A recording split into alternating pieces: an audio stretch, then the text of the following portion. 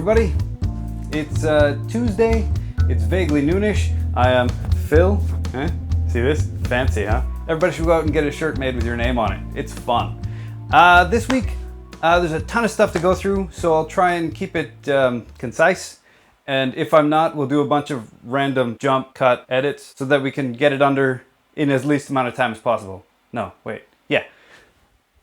So this week I thought I would follow a suggestion and do a video on pedal adjustments. If you watched a bunch of these videos, I'm a bit of a Jojo Mayer fan. So when his pedal came out by Sonor, the Perfect Balance pedal, I went out and bought one. Let me just set this up first. Click and ka-chunk. So all pedals have 4 basic adjustments: the beater throw, the pedal board height, the beater height, and the spring tension. So the beater throw is kind of where your pedal sits when it's resting, essentially. The further back it is, the further it has to travel when it goes forward, and the further back, etc. And the way you adjust this on this pedal anyway, it's adjusted from here, right? There's this Allen key here gets loosened off, and then this can be adjusted to wherever it needs to be, right? You want it to sit with your foot on it at about 45 to the floor, right? Nice, even action. But back it off a bit so the weight of your foot will put it back into place. So there's that adjustment. Next is the pedal board height, which is literally the height of your pedal board off the floor. This one is adjusted from this screw here. Where is it? There. And you need a screwdriver for this. And you can adjust by loosen that off and move this bit here in this slot. Different pedals have different ways of doing this, but yeah.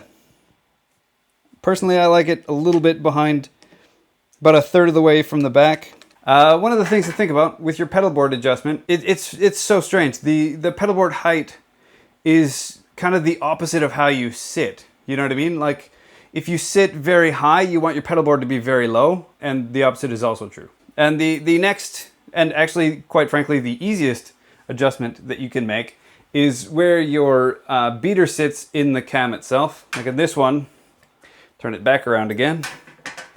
It's just, and most pedals actually work this way. There's just one single drum key bolt. I got this height set up just nicely for my 20-inch bass drum, so I'm not going to adjust it, but you literally just need to loosen this one tension rod off, tension key bolt, square-headed bolt, whatever, and then this can move up and down. You don't want it in the middle, you want it just either above or below, depending on the size of your bass drum and the length of the shaft of your beater here. The next biggest thing is your spring tension adjustment, and this is one of the only adjustments that actually doesn't really need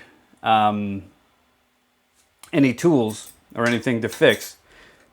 There's usually something on the bottom of the spring here that helps you adjust it, and usually some kind of mechanism for locking it in place. A lot of people have questions about the tension, how much tension to put on your pedal itself. The whole point of this spring is to return the pedal back to the resting or starting position. And the higher the tension is, the faster it will get it back to the resting position, right? But the higher the tension on the spring, the more effort you have to put in to push it down, right? I've actually, when I adjusted this, I set it up quite extremely far back, so it's the tension on it is now quite high. If I were to try and play like this, I would be exhausted in no time at all. So let's back that off a bit. Very simple. This, and then tighten these back up either side of it. And there you go. The closer your beater rests to the head, the more tension you will need to get any kind of playable action going. The further you have it back, the less tension you need to get it to swing back and forth.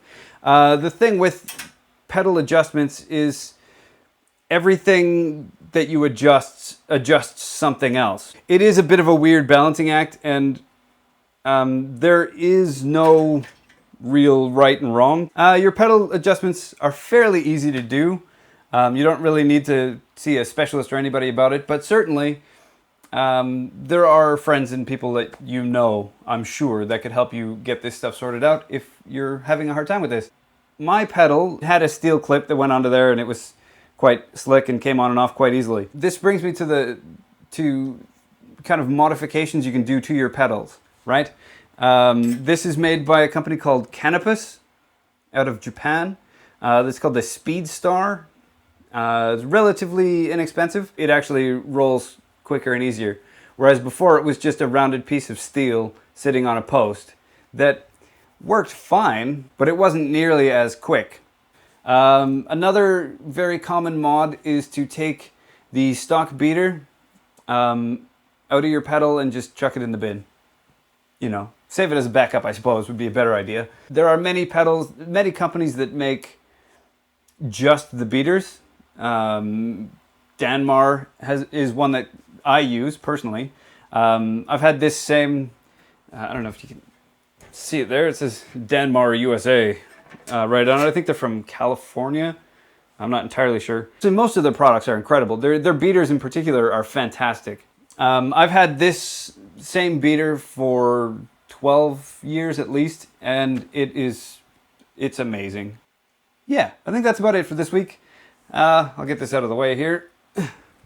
So now you can see my pretty face.